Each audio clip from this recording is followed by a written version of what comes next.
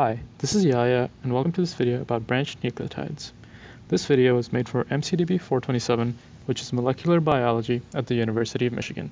Today, we're going to be talking about figure 14.7 from the 5th edition of Molecular Biology by Robert F. Weaver. The purpose of this video is to talk to you about what the branched nucleotide is, the lariat structure associated with it, and to present you with some data and walk through which will help us identify the branched nucleotide. So, before we start doing this, I wanted to take a little bit of time and talk to you about RNA processing. Over here, I've drawn exon 1 in blue and exon 2 in blue. Between those two, I also have an intron in red.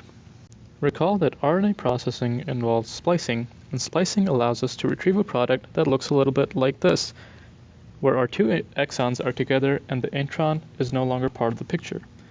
The people who were fortunate enough to discover the branched nucleotide were running some RNA samples.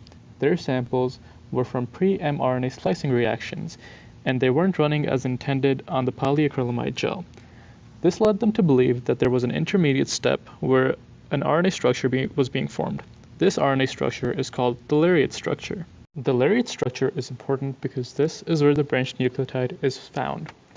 Now, I'm going to talk about the mechanisms involving splicing, and then I will start talking about the experiments that were done to identify the branched nucleotide.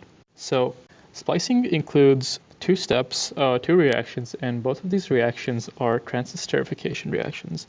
Over here, I've drawn them both out, and I'm gonna zoom into each step individually, and we're going to talk about what happens with that step and how it allows splicing to take place.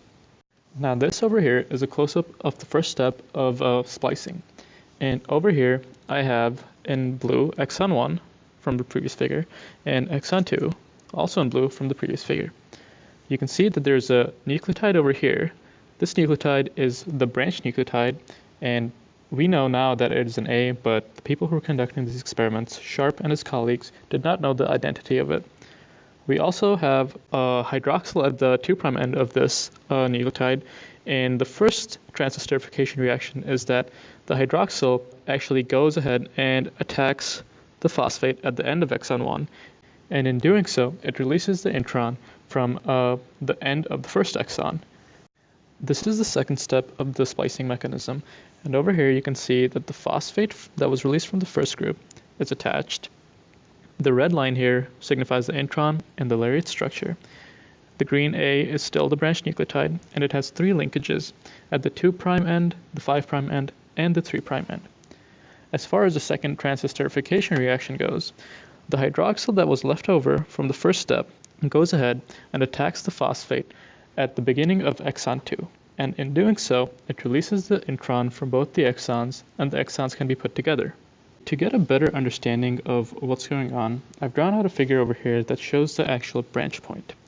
So we still have our branched nucleotide in green, which is the A over here, and the branching in itself is actually a 2' to 5' linkage. I'll write that down. And we see that the 2' over here at the nucleotide forms a phosphodiester bond with the 5' end of the new ribose chain. All the blue lines over here show phosphodiester bonds, and then the red, obviously, as before, is the intron, which is forming the lariat structure. So that was kind of a more in-depth look at the branch point and to help kind of visualize what's actually happening there. Now what we're going to do is talk a little bit more about the experiments that were done to identify and isolate the branched nucleotide. Alright, so what I have over here is I have some points that were very confusing to the researchers who were looking at splicing intermediates. And the first one I briefly talked about is that the samples migrated abnormally slow on electrophoric gels. These samples also caused a block in primer extension assays. And finally, this is the data that we will be looking for, is that their RNA samples were resistant to digestion by RNase P1 and RNase T2. Before I start talking to you about how these RNA samples with the branched nucleotides were resistant to digestion by RNase P1 and T2, I wanted to take a little bit of time and just talk to you about how these RNases actually cut linear fragments of RNA. In order to go about showing how these two RNases react with linear fragments of RNA, what I've done over here is that I've drawn out a hypothetical linear fragment of RNA. So the P's in these fragments are phosphate groups, and then the N's are nucleotides. As always, we have the A, which is the branch nucleotide, which is also in green. But since these are linear fragments, we're not really concerned about how the RNase would react with them if they were branched as of right now. So I'm going to use red for RNase P1, and then I'll use purple for RNase T2. And now what RNase P1 does is that RNase P1 will cut to the left of every phosphate here. So we get these cuts over here from this digest, and we get an entire population of these. And then what RNase T2 does is that it will cut to the right of every phosphate. So we get digests that are like this. And P1 gives us a population that looks a little bit like this, where we have a phosphate and a nucleotide like that. And then T2 gives us a population that is like so. These two different digests have two very different properties, and I'm going to be talking specifically about the data for RNase P1, and let's take a look at that. So over here I have the two-dimensional liquid chromatography results for the digestion of RNA fragments from RNase P1, and I'll write that down. This is RNase P1. Although this is RNase P1, these results are applicable to RNase T2. And what we have over here is we have just a linear fragment, or a population of linear fragments being digested by RNase P1, which gives us these results, and you can see 4 different spots on it showing A, G, U, and C bases. And then this over here is what the results look like when you have a population of branched intermediate RNA fragments. And what you see over here is that you have spots corresponding to the A, G, U, and C on both of these pictures, but there's also a 5th band over here, which is showing you that there is basically a population of RNA from the fragments that isn't being digested, and it shows up as its own individual spot. So far, I've only talked to you about what the digestion looks like for linear fragments of RNA by RNase P1 and RNase T2. Now, what I'm going to do is I'm going to show you what a population of branched RNA fragments would look like if it was digested by RNase P1 and RNase T2. So let me just write down that this is for branched RNA fragments. And we'll do the same thing. I'll give RNase P1 the color red, and then RNase T2 can be color purple. So RNase P1, as we've talked about before, cuts to the left of every single phosphate. So it'll cut there and there and there. Now you might be wondering, why is it that RNase P1 did not cut at these 2 areas?